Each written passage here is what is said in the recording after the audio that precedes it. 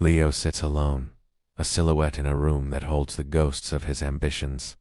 Dust motes dance in the slivers of light piercing through drawn blinds, settling gently on a guitar he hasn't touched in years.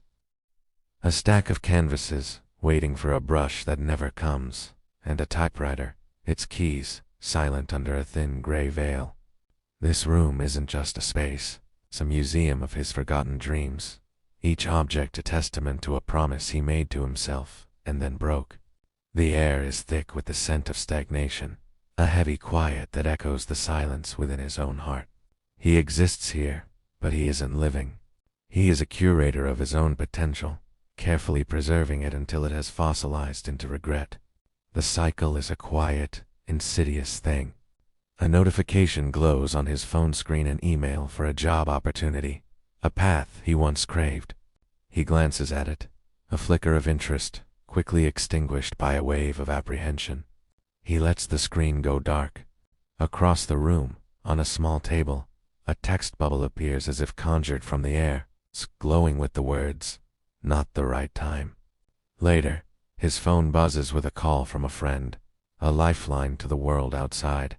He watches it vibrate, the name on the screen a reminder of a life he's drifted away from. He silences it. Another phantom message materializes beside the first. "I'm not ready." A final chance appears, a workshop flyer he picked up last week, now crumpled on the floor. It promises a new skill, a new beginning. He looks at it, then away. The final excuse joins the others, stark and definitive. "It's too risky." These phrases are not just words, they are the bricks of his prison, each one laid with his own hands. Drawn by an unseen force, Leo shuffles towards a large, ornate mirror, surface clouded with the same dust that covers his life. He wipes a small circle clean, and for a moment, he doesn't see the tired, hollowed-out man of today. Staring back is a younger Leo, his eyes bright with fire and unburdened by compromise. The reflection's gaze is not accusatory, but filled with a profound, aching disappointment, as if asking, "What happened to us?" The vision of his past self shimmers, the vibrant colors of his youth fading into the dull gray reality of the present. The ghost vanishes, leaving only him, the man who let the fire die out, to face the stark, unforgiving truth of his own reflection. He sees the architect of his own inertia, and the recognition is a cold, sharp shock to his system. A tremor runs through him, a deep, primal shift that starts in the pit of his stomach. The despair that has been his constant companion for so long begins to curdle, transforming into something else, something with teeth.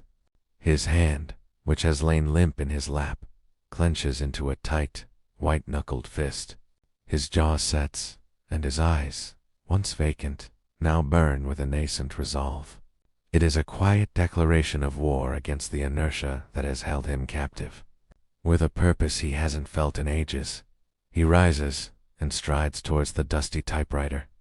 He doesn't wipe the dust away gently. He blows it off in a single, forceful gust, scattering the remnants of his apathy. His fingers find the keys, and the silence is shattered by the sharp, metallic clack of a single, powerful sentence being punched onto the paper. No more excuses. The words hang in the air, an incantation that breaks the spell. A montage of purposeful action begins. Leo throws open the blinds, and the room is flooded with the uncompromising light of day. He is seen wiping down the dusty surfaces, the act of cleaning a physical manifestation of clearing his mind. He picks up the guitar, his fingers awkwardly finding the frets at first.